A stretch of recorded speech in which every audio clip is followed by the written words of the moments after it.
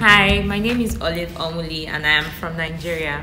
I work with Youth Network for Community and Sustainable Development, YNCSD, as the Communications and Advocacy Officer.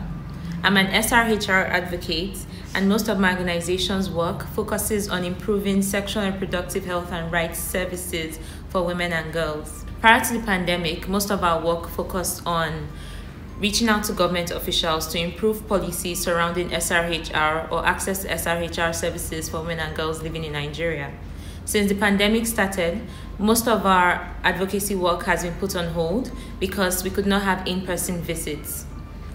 Now, since the pandemic, there has been greater solidarity amongst African CSOs, especially with the rise of increased networks and platforms for CSOs to come together and share learning on how they have continued to carry out advocacy despite the pandemic.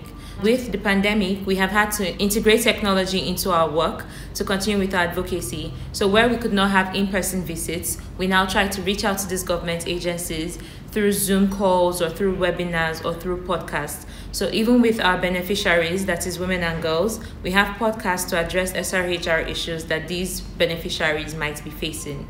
The future for advocacy in Nigeria or Africa is really bright, especially because most of the advocacy has focused on empowering grassroots communities or even beneficiaries who are underserved. These people who have been empowered will be able to take on the advocacy for themselves and then address their issues at higher levels. I think it's important that donors invest in projects that are technology-led or projects that focus on improving technology so that a lot of people can be reached.